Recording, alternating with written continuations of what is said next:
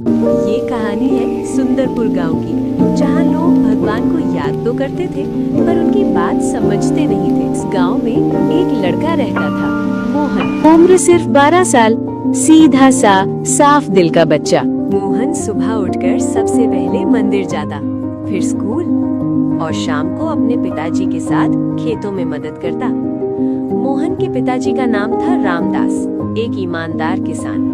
मोहन बेटा, मेहनत और सच्चाई ही सबसे बड़ा धन होता है। मोहन मुस्कुराकर सर हिला देता। पर सुंदरपुर जितना शांत दिखता था, अंदर से उतना ही परेशान था। गांव का मुखिया भैरव सिंह बाहर से धार्मिक, अंदर से लालची और निर्दयी।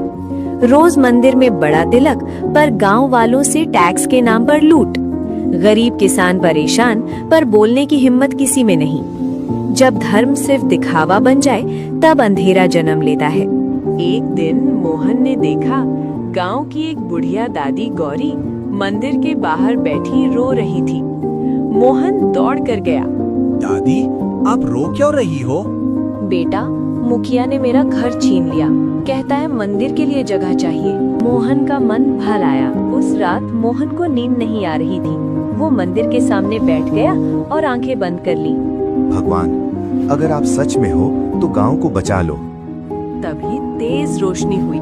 सपने में एक साधु प्रकट हुए, शांत चेहरा, सफेद वस्त्र, अनोखी चमक। मोहन जो सच के साथ खड़ा होता है, भगवान उसके साथ होते हैं। मोहन घबरा कर उठ गया। अगली सुबह गांव में एक अनजान साधु आया, बिल्कुल वही चेहरा जो सपने में। साधु चुपचाप गांव देख रहा था। लोगों का दर्द, किसानों के आंसू और मुखिया का घमंड। भगवान हमेशा आकाश से नहीं आते, इंसान का रूप लेकर आते हैं। मोहन साधु के पास गया। महाराज, आप कौन हो? मैं वही हूँ जिसे तुम हर रोज याद करते हो। मोहन हैरान रह गया।